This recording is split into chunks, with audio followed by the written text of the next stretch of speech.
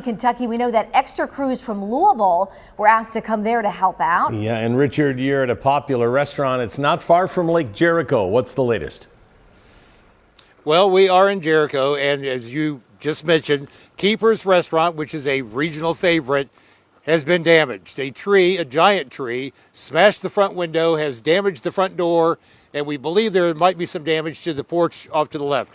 Now, here is something that we haven't seen much of.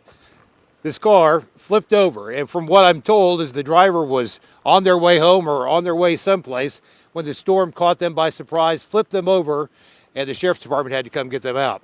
Now, about 15 miles south of here in Henry County in Newcastle, at the Henry County High School, there are about 25 members of the Louisville Fire Department that have been brought over here to help with search and rescue. Now, the deputy chief of the fire department in that county tells me that they have not had any injuries. They have a couple of hundred people that are without power. There are about 10 houses, that they believe 10 houses or buildings that have been completely destroyed. But for the next several hours, members of the Louisville Fire Department and the Louisville EMS will be going door to door looking for people to make sure that they're okay. And we talked to the deputy chief about what their role will be going through the night.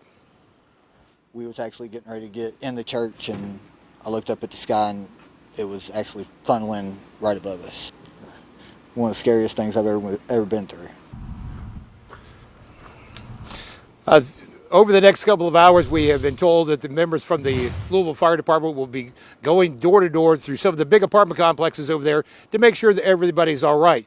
Now, Mark has been telling us that all day that once this storm moves through, that it's going to be much colder, and it is significantly cooler than when we got here just an hour and a half ago, which is going to make cleanup that much more painful tomorrow.